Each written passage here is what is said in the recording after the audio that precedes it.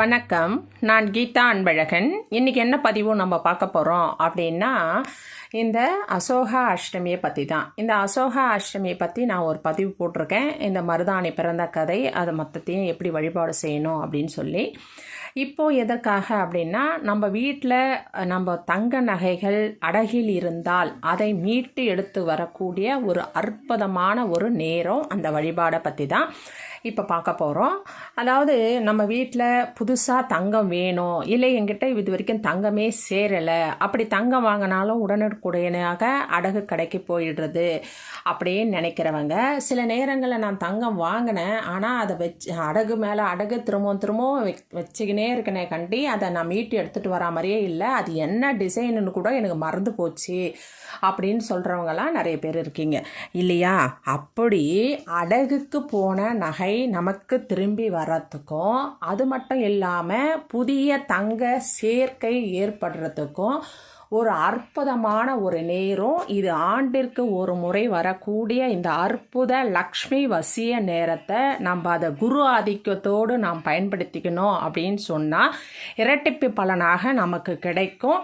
ஏன்னா தங்கத்திற்கு அதிபதி குரு, குரு என்றாலே பொன்னவன் என்று கூறுவார்கள். அவ்வளவு அற்புதமான இந்த குரு நாளில், இந்த குரு நேரத்தில் நாம் இந்த வழிபாடை செஞ்சோம் அப்படின்னு சொன்னால் கண்டிப்பாக தங்கம் நம்மிடமே தங்கும், புதிய தங்க சேர்க்கை நமக்கு ஏற்படும். சரி, அது எப்படி செய்யணும் அப்படின்னு சொன்னால், நாளையே அசோக அஷ்டமி செவ்வாய்க்கிழமை இல்லையா, இந்த 16ஆம் தேதி அன்று இரவு தான் இது செய்யணும். ஏன்னா இது இரவு நேர லக்ஷ்மி வழிபாடு என்பது கூடுதல் சிறப்பாக இருக்கும். அதனால் இரவு 7லிருந்து 8 மணி வரை இருக்கின்ற குரு ஓரையில் இந்த வழிபாடை நம்ம செய்யணும். அது எப்படி செய்யணும் அப்படின்னு சொன்னால், நம்ம ஒரு சின்ன பவுல் எடுத்துக்கோங்க. அந்த பவுல் மண்ணகல் இருந்தால் ரொம்ப நல்லது, கொஞ்சம் பெருசாக. அப்படி மண் கிடைக்கல அப்படின்னு சொன்னால் கண்ணாடியோ அல்லது பீங்கானோ அந்த மாதிரி நீங்கள் எடுத்துக்கோங்க. இரும்பு வேண்டாம், அதாவது சில்வர் கப்பு அப்படின்னு சொல்லுவோம் இல்லையா, அது வேண்டாம். அது இல்லாமல் இந்த மாதிரி மண்ணகல் எடுத்துங்க. அது நல்லா மஞ்சள் பூசுங்க. நல்லா மஞ்சள் தான் ரொம்ப விசேஷம். அதனால் நல்லா மஞ்சள் பூசி குங்குமம் வச்சுட்டு அதன் மேலே நீங்கள் இந்த மருதாணி இலைகள் ஒரு கைப்பிடி பரப்பிட்டு அதன் மேலே ஒரு மஞ்சள், அது விரலி மஞ்சளாக இருக்கலாம், கட்டி மஞ்சளாக இருக்கலாம், ஆக மொத்தத்தில் ஏதோ ஒரு மஞ்சள், அந்த மஞ்சளை வச்சுட்டு நீங்கள் தங்கத்தை அடகுக்கு வச்சுருக்கீங்க அப்படின்னு சொன்னால் அந்த அடகு வைத்த பேங்க்கோ இல்லை வேறு எந்த இடத்துல வச்சுருக்கீங்களோ அந்த ரசீதியை நீங்கள் அந்த மருதாணி சீட்டு மேலே வைங்க. அந்த சீட்டு மேலே அந்த ரசீதியை வச்சுட்டு அந்த மஞ்சள் கிழங்கையும் அது மேலே வச்சு ஒரு பச்சை கற்பத்தை வச்சு நல்லா மனதார பிரார்த்தனை பண்ணிக்கோங்க மகாலட்சுமி கிட்ட. இந்த தங்கம் எங்களிடம் திரும்ப வரணும், எங்கள் வீட்டில் தங்கணும் அப்படின்னு சொல்லி மனதார பிரார்த்தனை பண்ணி அதை எடுத்துன்னு போயிட்டு உங்கள் வீட்டு பூஜை அறையில் இருக்கிற மகாலட்சுமி படத்துக்கு முன்னாடியோ சிலைக்கு முன்னாடியோ வச்சுட்டு நீங்கள் எப்பவும் செய்கிற மாதிரி தூபதீப ஆராதனை செஞ்சு முடிச்சிடுங்க. இனிப்பான கற்கண்டோ இல்லைனா பாலோ நைவேத்தியமாக வச்சிடுங்க. இரவு முழுவதும் அது அப்படியே இருக்கட்டும். மறுநாள் காலையில் அதை அப்படியே எடுத்து, நீங்கள் சின்னதாக தானே ஒரு அகலோ ஒரு கப்போ வச்சுருப்பீங்க, அதை அப்படியே எடுத்துகிட்டு போயிட்டு நீங்கள் பணம் வைக்கிற இடத்துல வச்சுடுங்க.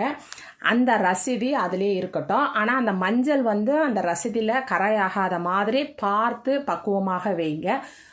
அதுக்கப்புறமா அந்த ரசீதி அதிலே இருக்கட்டும். கொஞ்ச நாள் கழித்து, அதாவது ஒரு மாதத்துக்குள்ளே நடக்கலாம், இல்லை ஒரு வாரத்துக்குள்ளே நடக்கலாம், கடவுள் அருளால் ஒரு நாள்லேயும் நடக்கலாம். அவரவர்களுடைய கர்ம வினை படி அது கண்டிப்பாக நடக்கும். ஆனால் நடந்தே ஆகும்.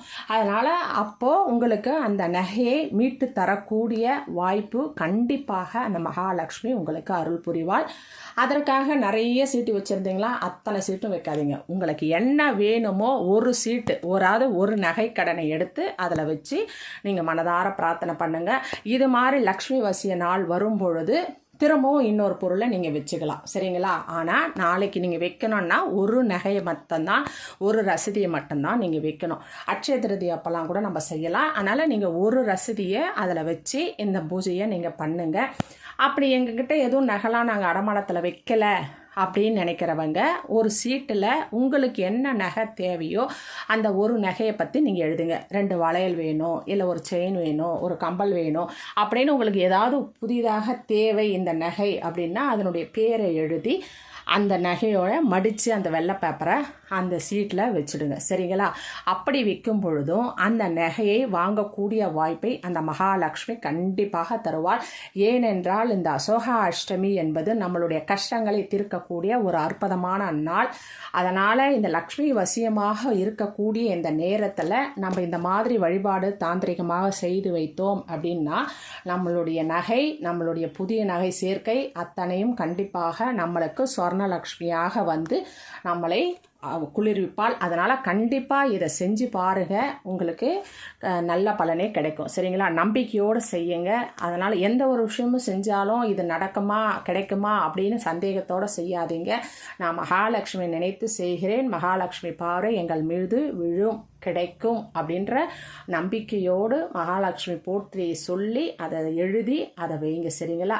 கண்டிப்பாக உங்களுக்கு கிடைக்கும். சரி, நன்றி, வணக்கம், வாழ்க வளமுடன். இந்த வீடியோவை சப்ஸ்கிரைப் பண்ணுங்கள், ஷேர் பண்ணுங்கள், லைக் பண்ணுங்கள். தேங்க்யூ.